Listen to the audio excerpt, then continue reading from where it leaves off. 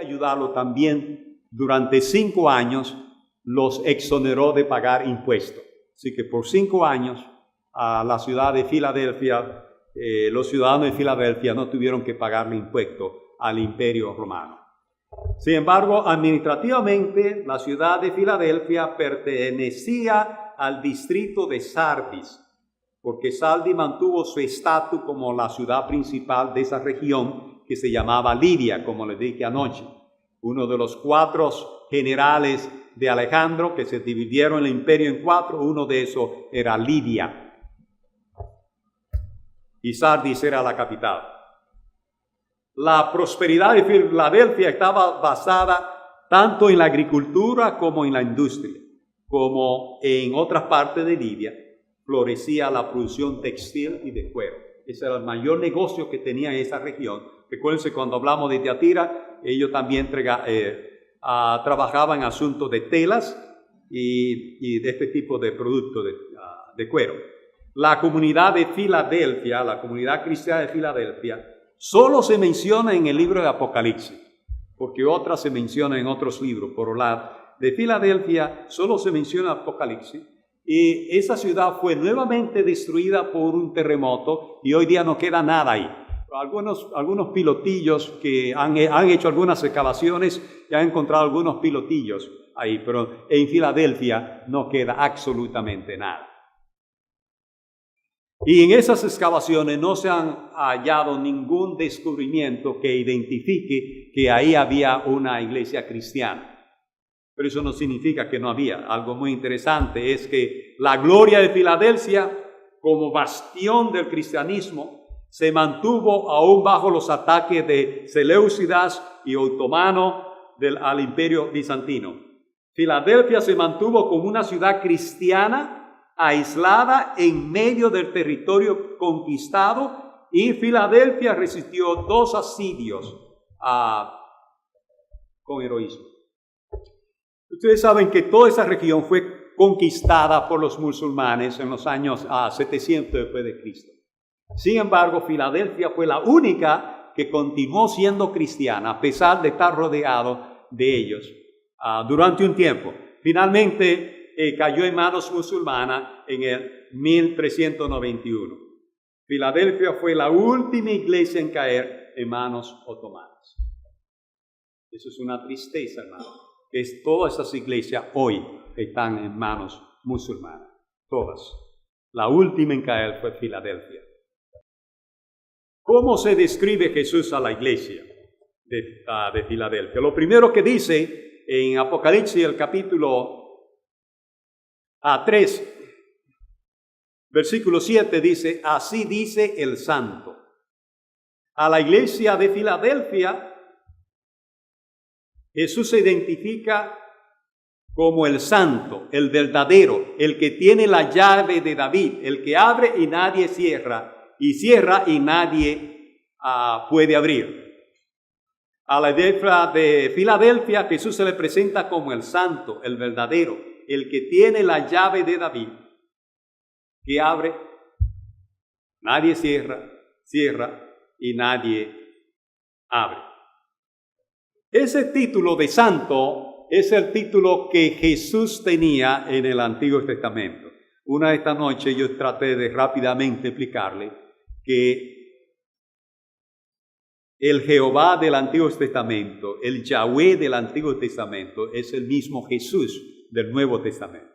Jesús se le dio un nuevo nombre. Cuando él nació de la Virgen María, se le dio un nuevo nombre y será llamado su nombre Jesús.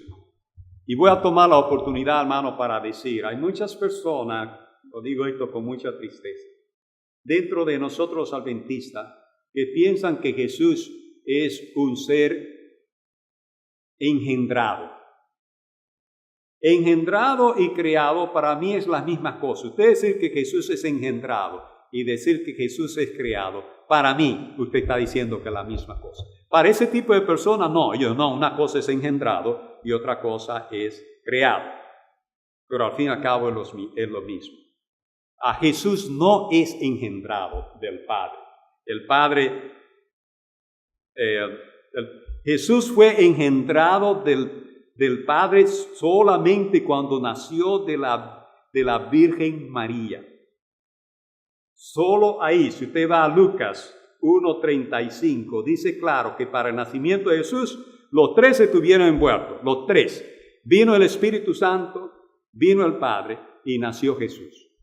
Y entonces dice ahí en Lucas 1:35, dice, el santo ser que nacerá será llamado en futuro, será llamado Hijo de Dios. A Jesús nunca se le llama Hijo de Dios antes de haber nacido de la Virgen María. Nunca se le llama Hijo de Dios. Jesús es el Yahweh del Antiguo Testamento, el eterno, coeterno con el Padre. En el Antiguo Testamento se le llama el Santo. Por ejemplo, Isaías 6:3 dice, Santo, Santo, Santo es el Señor de los ejércitos. Toda la tierra está llena de su gloria. También Isaías 57:15 dice, porque así ha dicho el alto y sublime, el que habita la eternidad y cuyo nombre es santo. Yo habito en las alturas, en santidad. Isaías también 43:15 dice, yo soy el Señor, tu Dios santo, el Creador y Rey de Israel. Ahora, en el Nuevo Testamento, hablando de Jesús, por ejemplo, Marcos 1:24, los mismos demonios dijeron de Jesús, dijeron ellos, ¿qué tienes tú con nosotros, Jesús Nazareno? ¿Ha venido a destruirnos? Sé quién eres, el Santo de Dios. Ellos sabían con quién estaban tratando, refiriéndose al Santo de Dios del Antiguo Testamento. Y nosotros, en Juan 6:39, dice, y nosotros, estos son los discípulos, dice, y nosotros hemos creído y conocido que tú eres el Santo de Dios. Y en 1 Juan 2:20 dice, pero ustedes tienen la unción del Santo. Ahí no está hablando del Espíritu Santo, dice el Santo, el Santo. Está hablando de Jesús. Tenemos la unción de Jesús. Es lo que quiere decir ahí. También a la iglesia de Filadelfia, Jesús se le presenta no solamente como el Santo, sino también como el verdadero. Y quisiera hablar un poquito acerca de el verdadero. La palabra griega aquí es aletinos, que significa genuino o real, en contraposición a lo que es irreal. Debe distinguirse de aletes, que significa verdadero, en comparación con lo falso. Nosotros tenemos que tener mucho cuidado con la palabra verdad en la Biblia, porque yo le he dicho ya, y vuelvo y le repito, que las palabras cambian de significado con la época. Y la palabra verdad, lo que significa la palabra verdad para nosotros hoy, no es lo que significaba la palabra verdad en aquellos tiempos. Para nosotros los adventistas, lamentablemente, nosotros le llamamos a la doctrina, le llamamos la verdad. Decimos, tenemos toda la verdad. Si usted busca la palabra de Dios, en ningún sitio la palabra de Dios le llama a la doctrina verdad. A eso no se le llama verdad. Hay muchas cosas en la Biblia a las cuales se le llama verdad, pero a las creencias no se le llama verdad, porque la palabra verdad tenía otro significado en aquella época. Y lo vamos a ver. Lo tengo aquí en la pantalla. Dice, la verdad en hebreo significa la fidelidad de Dios a todas sus promesas. Eso es lo que quiere decir verdad. Fidelidad es lo que quiere decir la palabra verdad. Por ejemplo, noten estos versículos que están ahí. Tengo dos traducciones. La versión más popular dentro de nosotros adventistas, la Reina Valera del 60. La Reina Valera del 60 dice, el cual hizo los cielos y la tierra, al mar y todo lo que en ellos hay, que guarda verdad para siempre. Y uno lee eso y dice que guarda verdad para siempre. Él guarda la doctrina para siempre. No, la palabra verdad no significaba doctrina, significaba fidelidad. Guarda su fidelidad para siempre. Dios guarda su fidelidad para siempre. Note esta versión del 2015, la Reina Valera contemporánea, dice: el Señor creó los cielos y la tierra, el mar y todos los seres que ellos contienen. El Señor siempre cumple su promesa. No, ellos entienden qué significa la palabra verdad, sacaron la palabra verdad, tradujeron la palabra de manera correcta, es lo que quiero decir. Dios siempre cumple su promesa. Eso es lo que cuando Él dice yo soy verdadero, Él está diciendo yo cumplo mi palabra. Eso es lo que Él quiere decir. No está hablando, hermano, de doctrina. En la Biblia a la doctrina no se le llama verdad. Jesús dijo: yo soy el camino, la verdad y la vida. Pero esa verdad es la fidelidad de Jesús. No son sus doctrinas. No son sus doctrinas. Es su fidelidad. Así que a la iglesia de Filadelfia Jesús se le presenta como el verdadero. Seguimos estudiando. ¿A cómo se describe Jesús a la iglesia de Filadelfia? También Él dice: el que tiene la llave de David, el que abre y nadie puede cerrar, cierra y nadie puede abrir. Esa expresión nosotros la encontramos en el libro de Isaías, el capítulo 22, versículo 20 al 22, como está aquí en la pantalla. Dice: ese mismo día llamaré a mi siervo Eliaquín, hijo de Hilcías, y le pondré tus vestiduras, el de otro mayordomo, lo ceñiré con tu cinto y le entregaré tu autoridad, y él será como un padre para los habitantes de Jerusalén y para la casa de Judá. Yo le entregaré la llave de la casa de David. Lo que él abra, nadie podrá cerrarlo, y lo que él cierra, nadie podrá abrirlo. Ahí está hablando de la época de David. Y cuando dice la época de David, David no estaba vivo en la época de Isaías. Está hablando de los reyes. Ellos tenían el almacén, y en ese almacén había comida, y de ahí se distribuía a los pobres. Y había un mayordomo, pero había un mayordomo que no era fiel.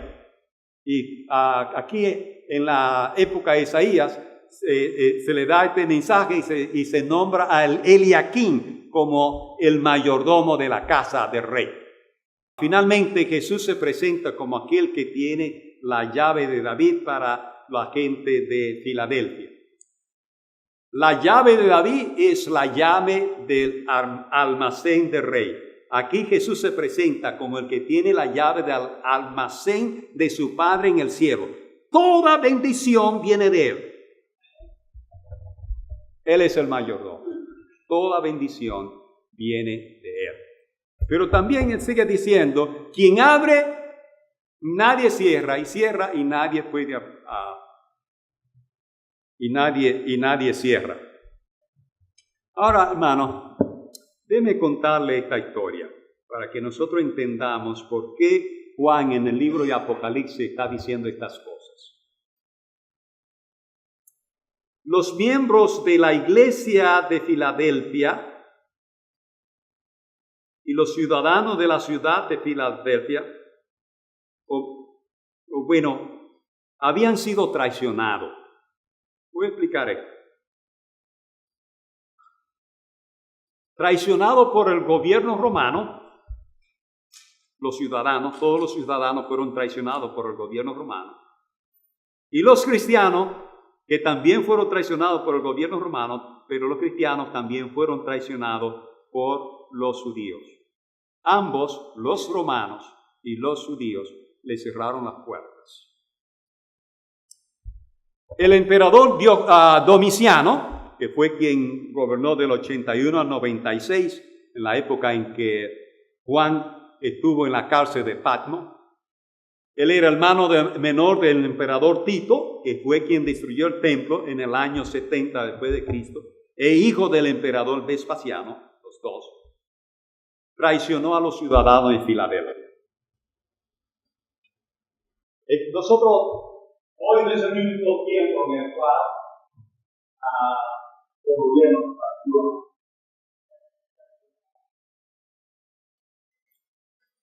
principalmente en el poder. Hay muchos tratados comerciales Y muchos de los tratados comerciales tienen la intención de bloquear algunos sectores. En aquella época había un problema con las viñas para crear el vino. Y Filadelfia y otros producían bastante uvas. Y eso estaba haciendo que las uvas de Italia perdieran su valor. Así que el emperador mandó una orden de que todas las uvas de Filadelfia fueran destruidas para que las uvas de Italia sean las uvas de Italia. El emperador Domiciano, el mismo que mandó a Juan a la isla de Patmos, bloqueó a la gente de Filadelfia.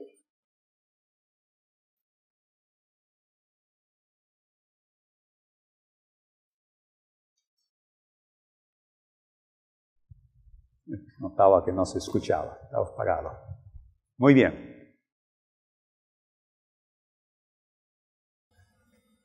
Domiciano traicionó a Filadelfia.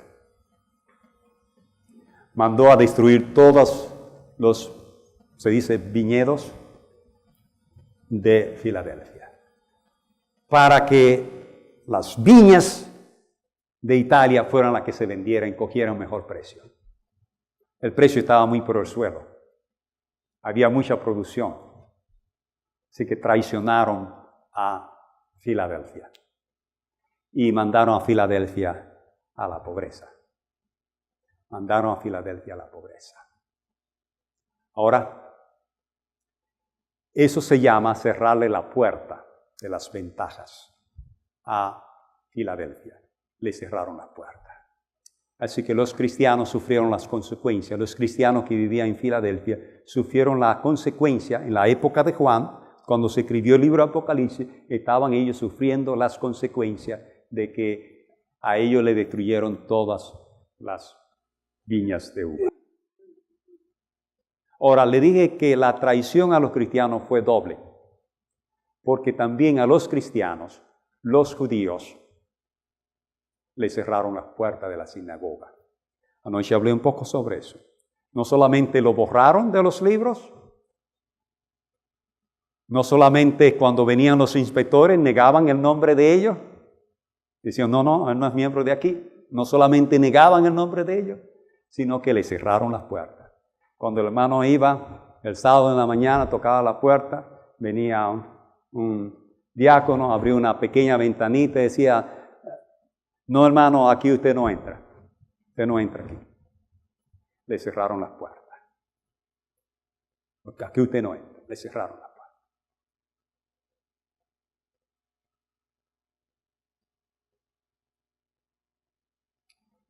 Imagínese, hermano, que a usted le ocurra eso. No puede entrar a la iglesia. ¿Qué usted va a hacer ahora? Te anda por la calle el sábado y un familiar tuyo te ve y te dice, hermano, pero ¿qué pasa? Se supone que tú estás en la iglesia. ¿Qué pasa? Se supone que tú estás en la iglesia. ¿Qué pasó? ¿Qué pasó ahí? Esos fueron los tipos de problemas que yo enfrentaba. Ahora, note, hermano, vamos a seguir, porque esto debilitó espiritualmente a los miembros de la iglesia, los debilitó financieramente y los debilitó espiritualmente. La comunidad judía de Filadelfia también traicionó al pueblo cristiano, como en Sardis los judíos cerraron la puerta de la sinagoga a los cristianos. Seguimos con esta evaluación de Jesús a la iglesia de Filadelfia. Yo sé todo lo que haces, le dice Jesús, delante de ti he puesto una puerta abierta, la cual nadie puede cerrar. Aunque son pocas tus fuerzas, has obedecido mi palabra y no has negado mi nombre. Hermano, la razón por la cual Jesús le dice, le he puesto a usted una puerta abierta que nadie se la puede cerrar, fue porque a ellos le cerraron las puertas financieras y le cerraron la puerta de la sinagoga. Yo tengo una puerta abierta para ustedes. Nadie se la puede cerrar. Eso es una linda esperanza para nosotros también. Dios tiene una puerta abierta para nosotros. Y es una puerta abierta de oportunidades.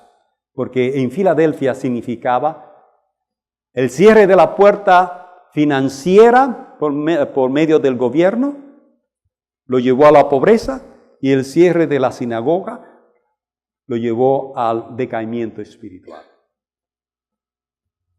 Y esa versión que yo tengo ahí no me gusta por el punto que le pusieron ahí. Ustedes saben que cuando se escribió en aquella época no tenían puntos las palabras.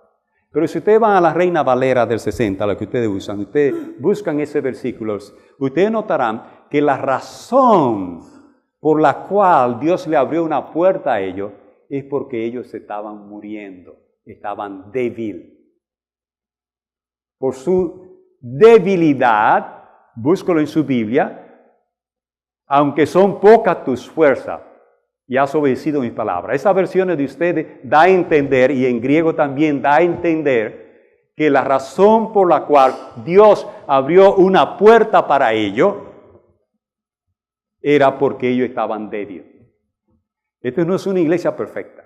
Esta no es una iglesia rica espiritualmente. Se estaban muriendo. Se estaban muriendo. Era una iglesia débil, en debilidad. Debilidad material y debilidad espiritual. Y Jesús tuvo que aparecer y decirle, yo le he abierto a usted una puerta que nadie se la puede cerrar. El gobierno le cerró la puerta, yo tengo una puerta para ustedes. Los judíos le cerraron una puerta, yo tengo una puerta para ustedes. Y Dios quiere hacer eso para ti, lo quiere hacer para mí. Nota, hermano, vamos a seguir estudiando. Jesús conoce las obras y por eso le dice, mira, he puesto delante de ti una puerta abierta y nadie puede cerrarla. Una puerta de oportunidad para difundir el Evangelio y para hacer otras cosas. También Filadelfia estaba ubicada estratégicamente para la difusión del Evangelio. Se le abrió a ella una puerta para difundir el Evangelio. Porque tienes pocas fuerzas. Fue la visión. Porque tienes un poco de fuerza. No estás muerto. Filadelfia no estás muerto como alguno en Sardi.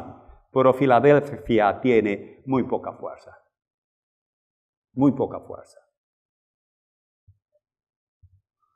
La Biblia sigue diciendo, tú has guardado mi palabra y no has negado a mi nombre. No has negado mi nombre. La puerta está abierta porque tenían poca fuerza. La iglesia de Filadelfia no ha caído en compromiso o en apostasía. No había caído. Pero estaba en problema financiero y estaba en problema de debilidad espiritual.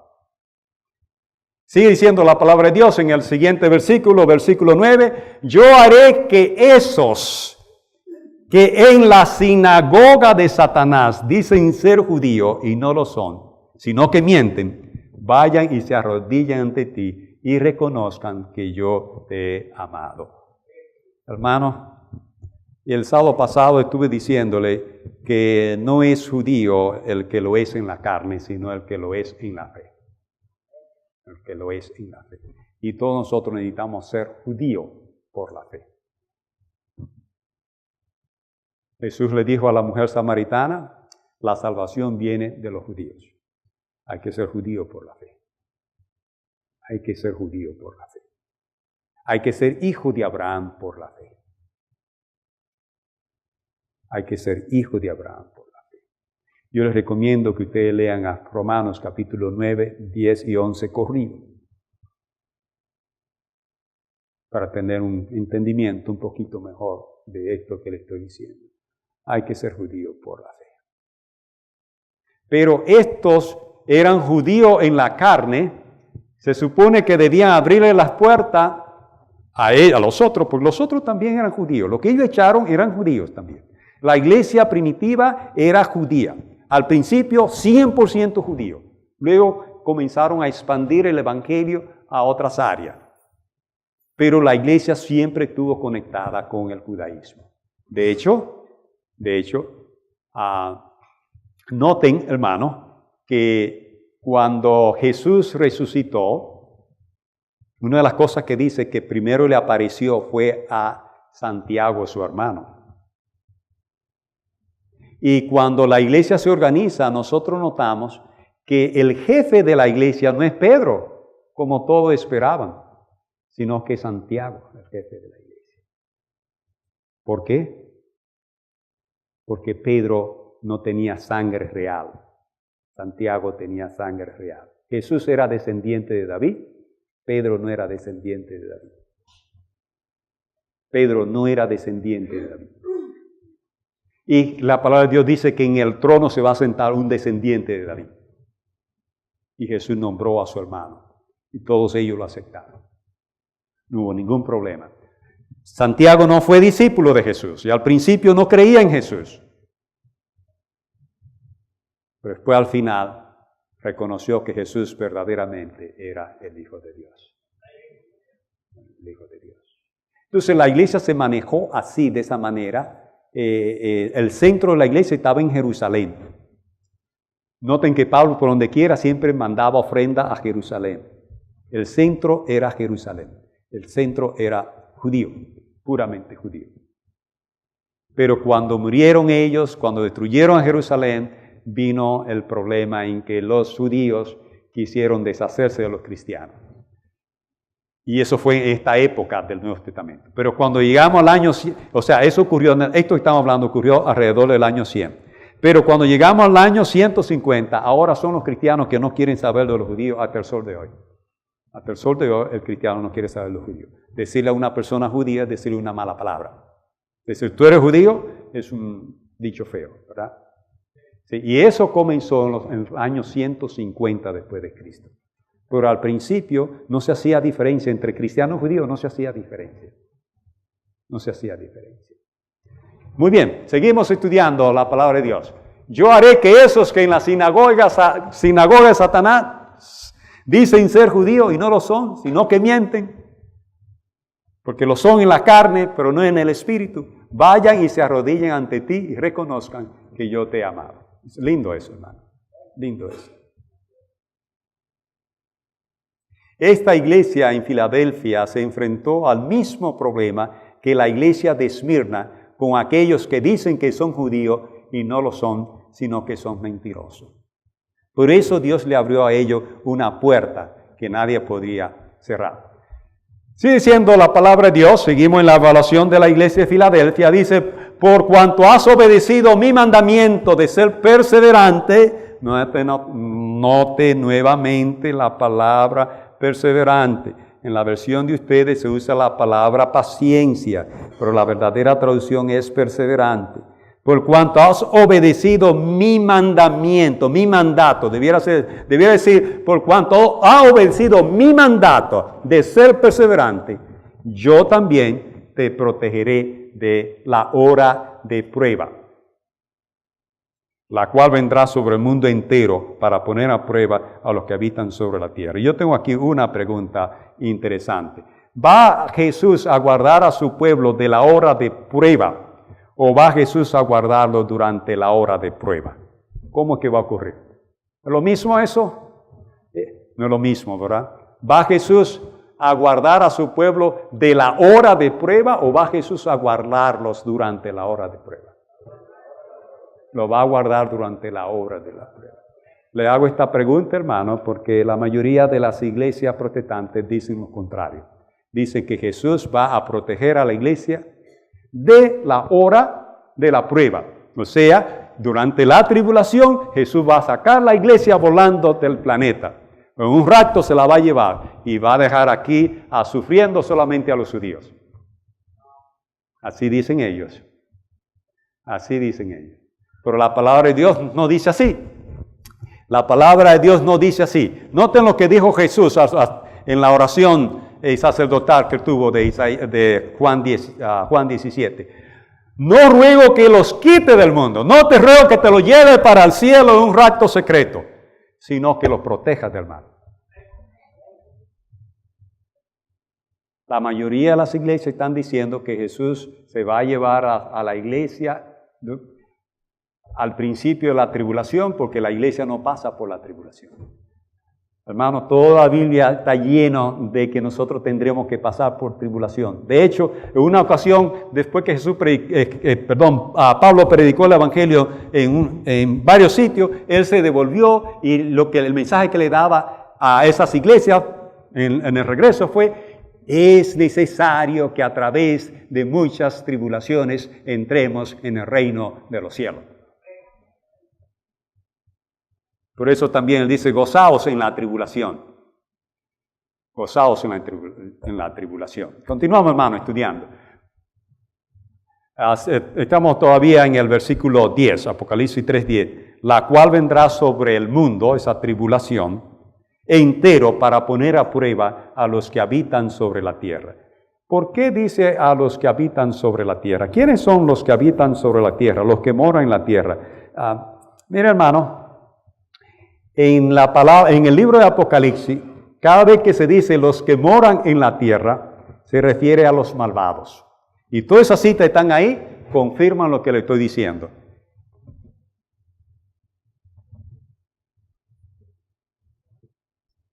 Los malvados son los que habitan sobre la tierra.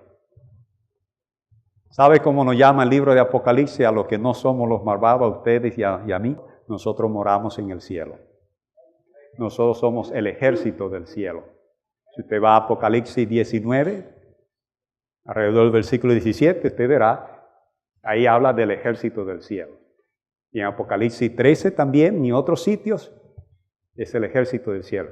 Y si usted lo quiere ver con más claridad, usted va a Isaías 24:21, el ejército del cielo. Eso somos nosotros. Hay un ejército del cielo y hay un ejército de la tierra. Y esos dos ejércitos van a tener una batalla, y esa batalla se llama la del Armagedón. Si usted quiere aprender más de eso, yo les recomiendo que vean un sermón que tengo que se titula La sexta trompeta de Apocalipsis. Vean la sexta trompeta. Les recomiendo que vean la quinta antes de ver la sexta.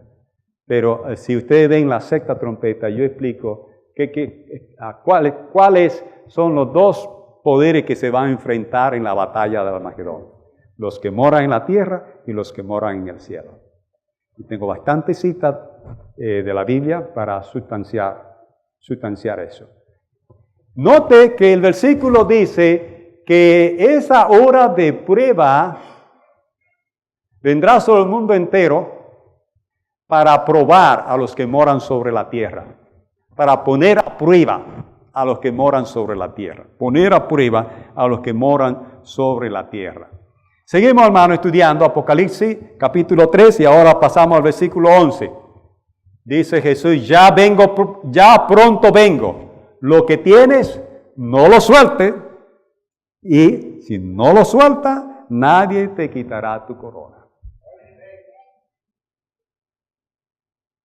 Hermano, en vista de la cercanía de la venida de Jesús, se nos aconseja retener lo que tenemos. ¿Qué es lo que tenemos? Anoche hablamos un poquito de lo que tenemos. Lo que nosotros tenemos es la palabra de Dios. Eso es lo que a nosotros se nos ha dado. El testimonio de Jesús. Palabra. Retenerla. Guardar su palabra. Guardar su palabra. Y retener, hermano, la perseverancia. Una de las características del cristiano es su perseverancia. De hecho, en la Biblia, los vencedores son los que perseveren. El que perseverare hasta el fin será salvo. Esa promesa a los vencedores, lo que quiere decir es los que perseveren hasta el fin. Los que perseveren hasta el fin serán salvos. Es perseverancia. Si usted perseveró hasta el fin, en la fe en Cristo de Cristo Jesús, usted será salvo. Si usted perseveró en la fe de Cristo Jesús, usted será salvo. Muchos abandonarán la fe. Muchos abandonarán la fe. La salvación es un regalo de Dios. Usted nunca va a decir, por fin me gané la salvación. Al contrario, en el cielo se nos dará una corona, como dice aquí, Y dice la palabra de Dios que nos vamos a quitar la corona y la vamos a tirar a los pies de Jesús y diremos, la salvación pertenece a nuestro Dios. Porque desde el principio hasta el fin, Él fue quien nos salvó.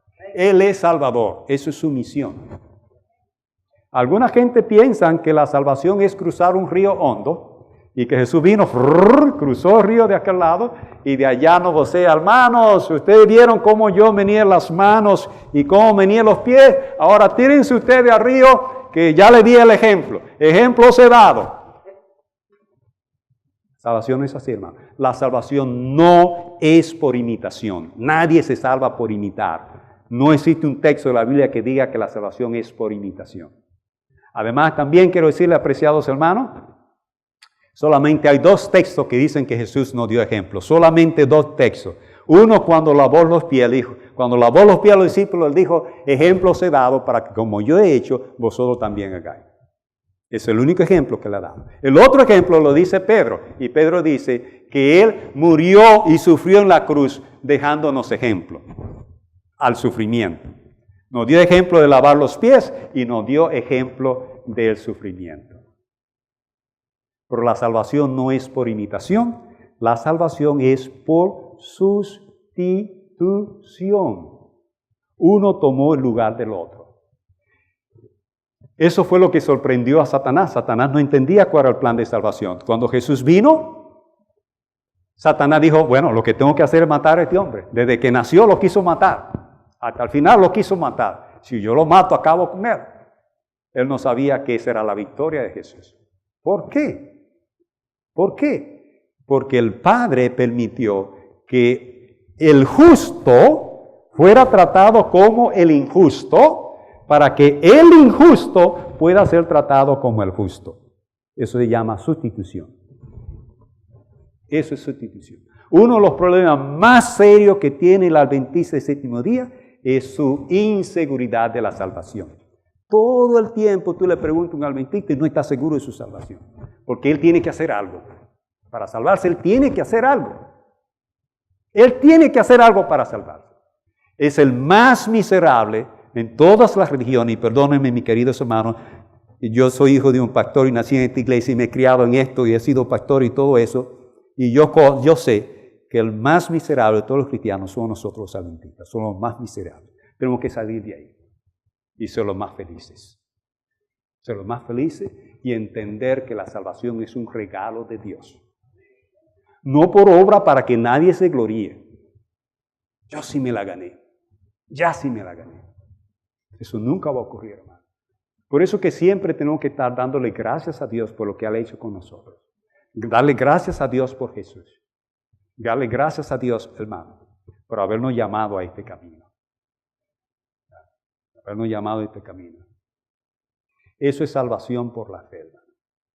Eso no significa que vamos a ser desobedientes. No, vamos a guardar sus mandamientos. Si me amáis, guardad mis mandamientos. Pero Jesús no dice, si tú guardas mis mandamientos, yo te salvo. No dice así. Jesús dice, yo te salvé.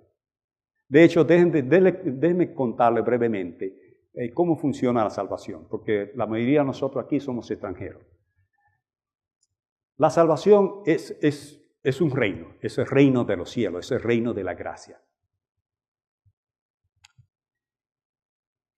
Nosotros entramos por la fe al reino de la gracia.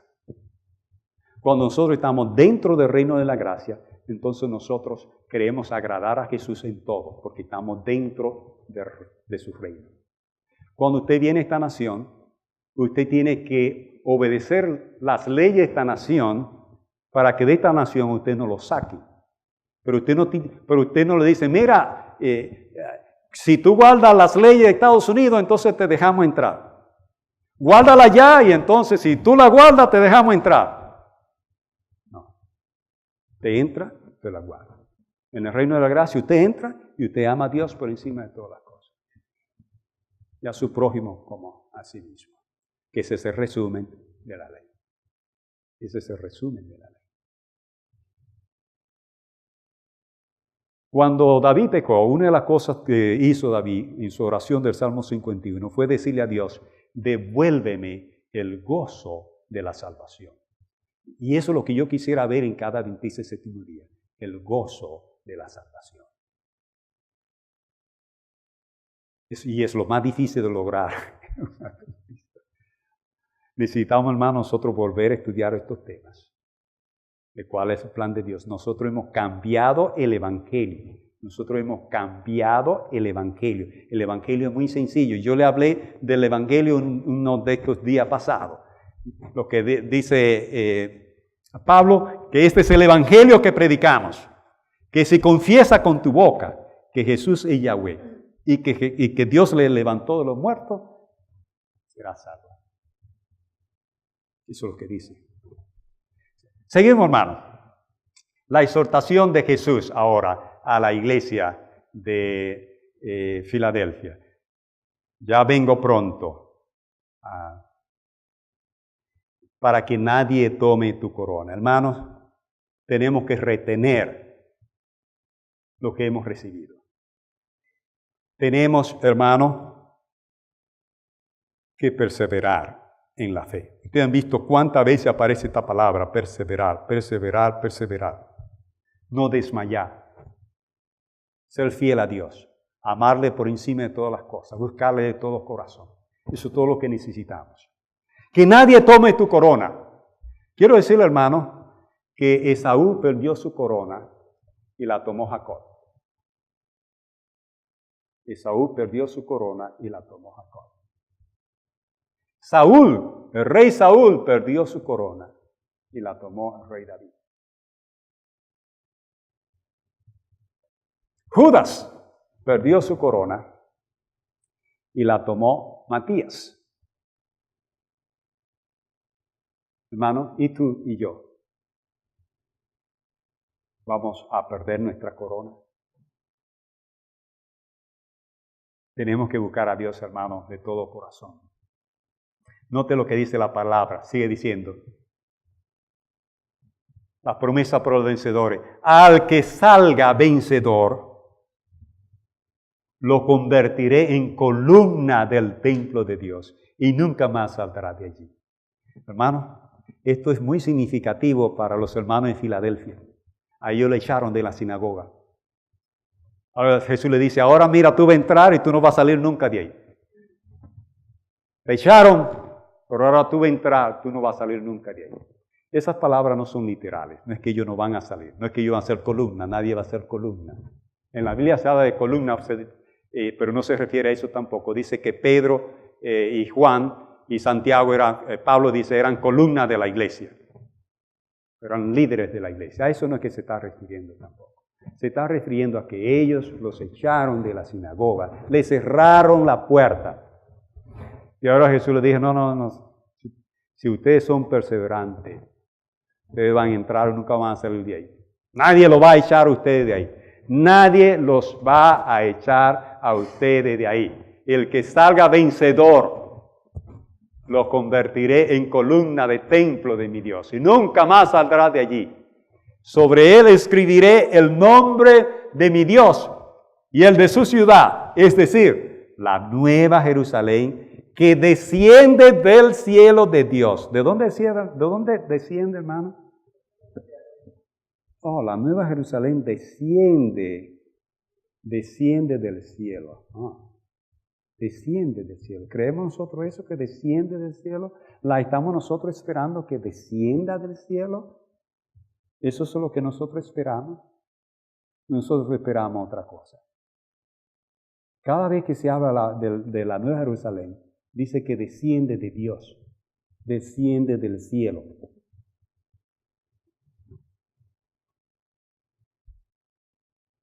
Note, hermanos, voy a decir aquí, sobre él escribiré el nombre de mi Dios, el de su ciudad, es decir, la Nueva Jerusalén que desciende del cielo, y también escribiré, ¿qué cosa también va a escribir? ¿Qué es lo que va a escribir? Y él tiene un nuevo nombre. ¿Cuál es el nuevo nombre de él? ¿Él tiene un nuevo nombre? Jesús. Tiene un nuevo nombre. ¿Cómo se llamaba antes? Se llamaba Yahvé. Y ahora se llama Jesús, ¿verdad? Vamos a Filipenses, vamos a ver eso, hermano. Vamos a Filipenses, capítulo 2, versículo 9. Dice, por eso Dios también lo exaltó hasta lo sumo y le dio un nombre que es sobre todo nombre, para que en el nombre de Jesús se doble toda rodilla de los que están en el cielo. Hermano, los que están en el cielo, nosotros estamos en el cielo por la fe. Estamos sentados con Jesús. De acuerdo a Efesios, nosotros estamos sentados con Jesús en su trono por la fe. Eso somos nosotros. Los que están en la tierra, que son los malvados, y los que están debajo de la tierra, cada vez que la Biblia habla de los que están debajo de la tierra, se refiere a Satanás y a sus ángeles que moran en el abismo que está debajo de la tierra. Aquí hay tres grupos. Aquí están los fieles, aquí están los que no son fieles, y aquí están los que Satanás arrastró del cielo. Los tres tendrán que doblar su rodilla delante de Dios. Nosotros, los que le amamos con todo nuestro corazón, aquellos que le odian y aquellos que le desobedecieron en el cielo y fueron arrojados, todos tendremos que doblar nuestras rodillas y confesar el dulce nombre de Jesús. Porque no hay otro nombre debajo del cielo en quien podamos ser salvos. Querido hermano, al 27º día hay salvación en Jesús.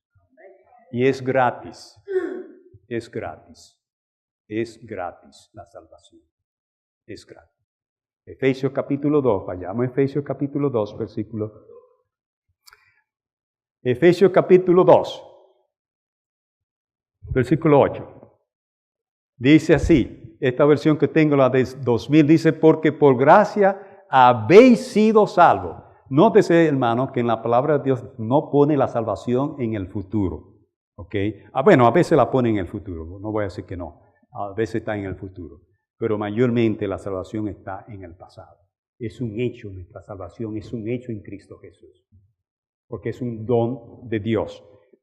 No dice, nótese que no dice, porque por gracia ustedes van a ser salvos por la fe. No dice así, ustedes ya sois salvos, estáis salvos por la fe. Y esto no proviene de ustedes, sino que es un regalo de Dios. ¿O proviene de nosotros? Proviene de Dios. No por obra para que nadie se gloríe, porque somos hechura suya, creados en Cristo Jesús para hacer buenas obras, que Dios de antemano preparó para que andemos en ellas. Dios preparó esas buenas obras desde antes de la fundación del mundo para que nosotros andemos en ellas. Pero para que los que han sido salvos anden en ella. Anden en ella. Ok. Muy bien, queridos hermanos. Esa es la salvación que Dios quiere darnos a nosotros. Es un regalo que Él quiere ofrecernos. Seguimos, hermano. Al vencedor lo haré columna en el templo de Dios. Ya lo prometió. Columna. Y nunca más saldrá de allí. Los vencedores, que son los que perseveran en la fe, se les promete seguridad eterna en Cristo Jesús, porque nunca saldrán de ahí. Seguridad eterna, hermano. Y escribiré sobre él el nombre de mi Dios, el nombre de la ciudad de mi Dios, la nueva Jerusalén, la cual desciende del cielo con Dios, y en mi nuevo nombre. Los cristianos en Filadelfia fueron expulsados de la sinagoga, como hemos dicho. Cerraron las puertas para ellos y suprimieron el nombre de registro de los libros de la sinagoga. Por eso Dios le ofreció esto. Hermano, el llamado a escuchar el Espíritu. Quiero decirle, hermano, el que tiene oído, oiga lo que el Espíritu dice a la iglesia. Aunque Filadelfia tiene poca fuerza, la puerta de la sinagoga fue cerrada para ellos por aquellos que dicen que son judíos, pero mintieron. Y aunque su nombre fue borrado, una puerta de oportunidad estaba abierta para ellos. Aunque débil, Aunque débil, queridos hermanos, todos necesitamos sostener lo que Dios nos ha dado. Querido hermano, usted puede tener muchos años en la iglesia como yo. Es posible que algunos tengan más que yo, pero yo quiero decirle, no hay una cosa más hermosa que aceptar a Jesús como Salvador personal. Y en esta noche, yo quiero invitar a que, si usted aceptó por Jesús como Salvador personal, no importa cuántos años atrás, pero si ahora usted tiene un nuevo conocimiento de qué es verdaderamente aceptar y vivir para Jesús, yo quiero orar por ti. Hermano, no hay una cosa más hermosa que tener la seguridad, la confianza. Dios, hermano, no le agrada que nosotros tengamos la incerteza y la inseguridad. Dios quiere que nosotros tengamos la certeza. No hay nada que traiga más gozo que usted saber que la salvación suya está en la mano de Dios.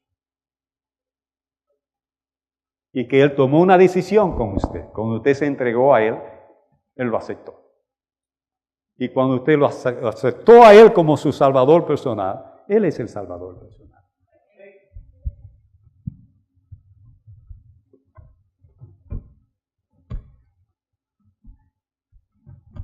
Hermano, hay dos cosas. Bueno, voy a decir tres. Hay tres cosas que nosotros las recibimos gratis. Una es la justificación. Esa es otra palabra que en aquella época tenía un significado y hoy tiene otro significado.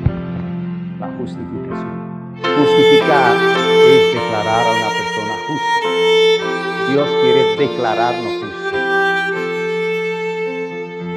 Y le voy a decir lo siguiente, usted puede pelear conmigo si quiere.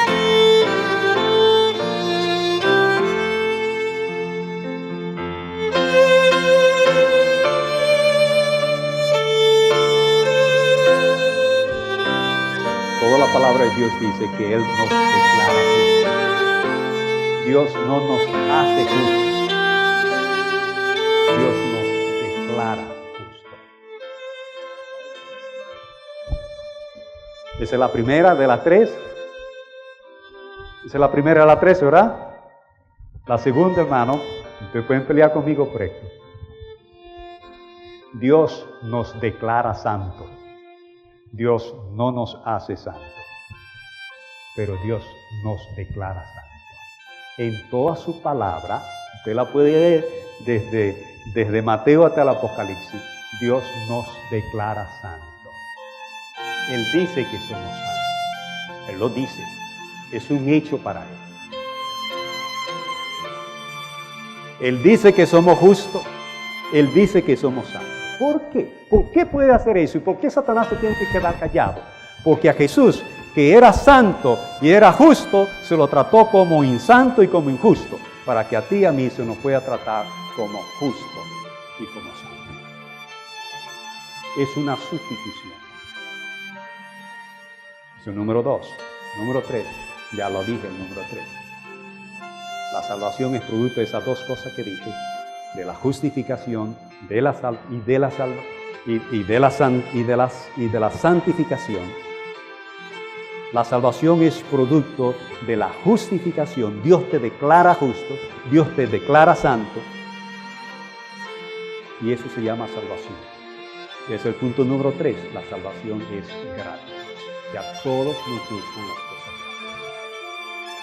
Si usted ha entendido lo que le he dicho, hermano, y usted quisiera que oraran por usted, yo quiero orar. Ponte en pie. Yo quiero orar.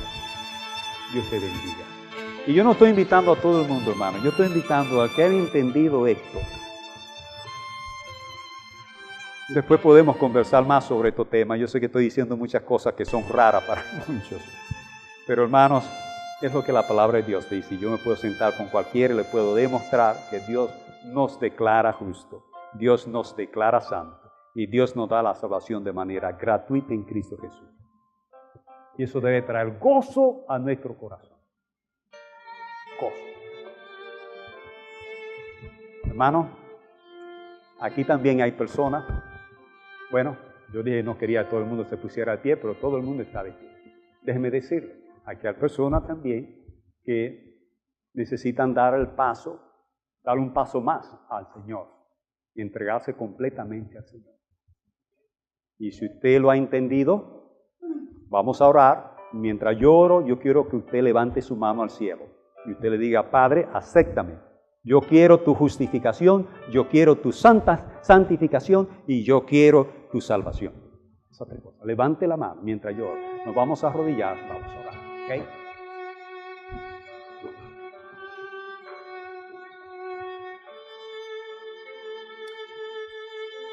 Nuestro buen Padre Celestial, en esta hora de la noche, Padre, hemos estado conversando de la belleza de la salvación. Señor, ha habido mucha duda en nuestra mente. No hemos confiado en tu palabra.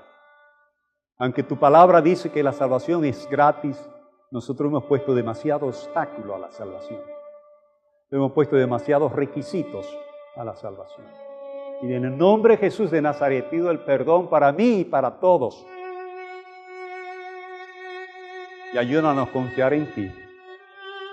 Y como dijo David, trae gozo a nuestra vida. Tener la certeza de que nosotros te hemos dado nuestra decisión. Te hemos aceptado como nuestro Salvador. Hemos declarado que Jesús es el Yahweh del Antiguo Testamento. Y que no hay otro nombre dado a los hombres en el cual pueda haber salvación. Nos hemos entregado a ti, Padre. Y queremos que tú nos aceptes. Como dije, Padre, en la introducción, si hay alguna persona aquí que no ha dado estos pasos, ahora, mientras tenemos los ojos cerrados, quiero pedirte, Padre, pedirle a esa persona, levanten sus manos a ti, y tú que miras desde el cielo, los acepte. Le dé tu justificación, le dé tu santificación y le dé tu salvación. No porque ellos lo merecen, sino porque tú lo has prometido. En el dulce nombre de Jesús, te lo rogamos y te lo pedimos. Amén. Amén.